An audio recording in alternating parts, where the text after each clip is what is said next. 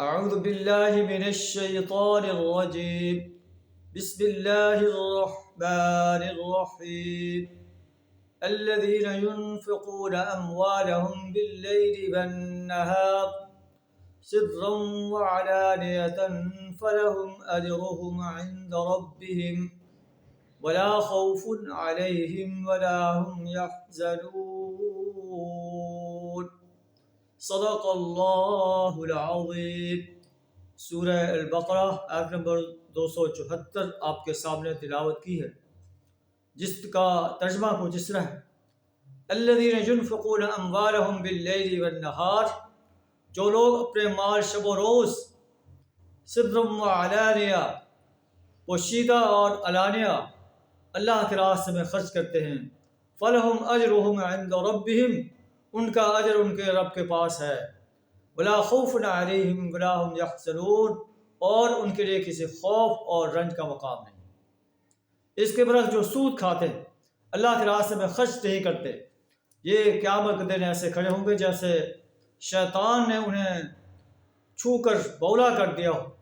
یہ دنیا میں بھی جو ہے بولے بنے ہوئے ہیں، مال کے پیچھے دوڑتے ہیں، قیامت کے دن میں ان کا یہی حال ہوگا۔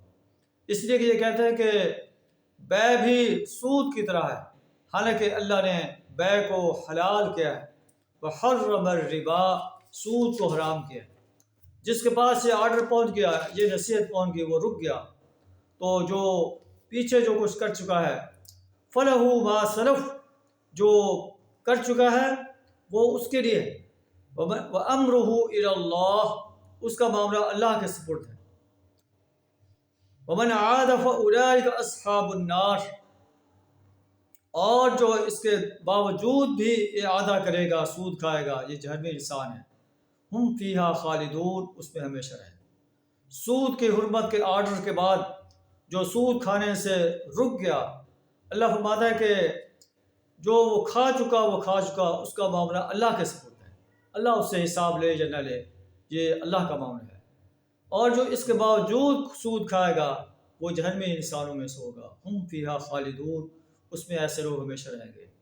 اللہ سبحانہ ہمیں سود کھانے سے اپنی پناہ عطا فرمائے، اپنے مال کو اپنے راستے میں خرچ کرنے کی توفیق عطا فرمائے۔